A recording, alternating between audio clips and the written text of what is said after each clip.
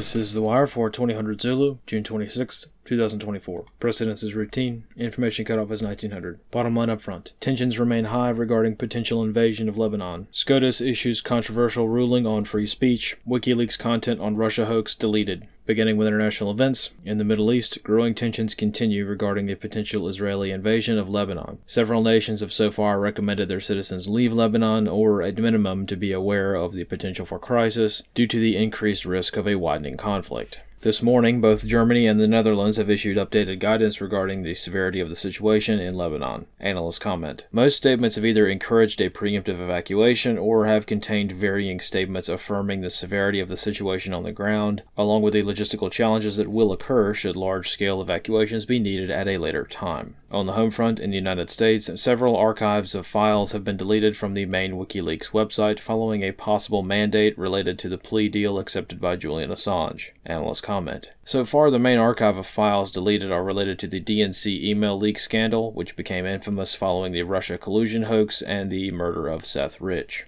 In Washington, D.C., the Supreme Court of the United States has ruled in favor of the White House regarding a lawsuit alleging that federal agencies had banned speech in violation of the First Amendment. Dissenting justices have argued that this directly allows federal agencies to influence or even outright ban speech, and in effect degrades the First Amendment by allowing federal agencies to silence speech that they deem to be misinformation. Analyst comments for this wire. The WikiLeaks archive deletion is probably one of many line items related to various political powers cleaning house before the election, and the events that transpire afterwards. Likewise, while many may theorize that the WikiLeaks deletion is linked with Assange's plea deal, the destruction of evidence may be related to the recent Supreme Court decision earlier this morning. If this theory holds water, much more substantial deletion is to be expected over the coming days and weeks. WikiLeaks itself is probably the most backed-up website in history, with thousands of mirrors of the content that was contained within the most contentious of archives, such as the one recently deleted. Deleting such smoking gun documents only casts more scrutiny on such details, but this also highlights the larger issues of digital data preservation, that sometimes particularly valuable data that does not reach the heights of importance of WikiLeaks, but is still substantial evidence of criminal activity, can be deleted from the public consciousness with a keystroke.